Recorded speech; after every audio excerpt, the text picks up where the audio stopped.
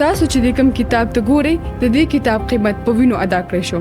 کېدای شي چې تاسو یقین هم رانشي خو کوم ځای کې چې د دې کتاب قیمت ادا کړی شو هغه ځای دغه علاقې ریډ زون. د دې کتاب نوم دی شتمنه پښتونخوا او د دې د لیکوال نوم دی مولانا خانزیب شهید. که د دې کتاب تاسو لنډه پیژندنه غواړئ نو پښتونخوا خدای پاک د معدنیاتو او وسایلو مالامال پیدا کړي.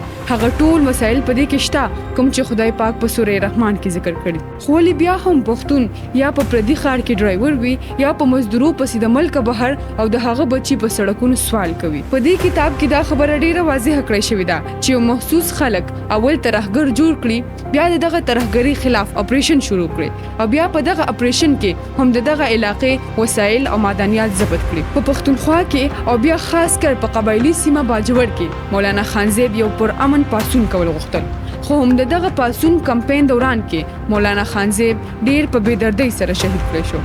د دې ټولو خبرو خلاصه دا ده چې لا تر اوسه هم د مولانا خانزیب د شهید کېدو ذمہواری یو انتها پسند ګروپ هم نه قبول کړي. د عوامي نېشنل ګوند ضلعي صدر وایي چې د شپې دغه ځای د کیمرو ریکارډینګ غیب کړی شو. په دې ټولو خبرو کې اوس هم دا یو سوال جوړیږي چې مولانا خانزیب چا شهید کړو او دا قصه دومره دردناکه ده چې په 13 جولای باندې مولانا خانزیب کوم امن مارچ کول غوښتل هغه مارچ و هم شو خو هغې ته په نېشنل میډیا باندې هیڅ قسم کوریج ملاو نشو. د یو شهري په حیث او بیا د یو پښتون په حیث موږ ټولو له دا سوال پورته کول پکار دي چې دغه خلک څوک دي؟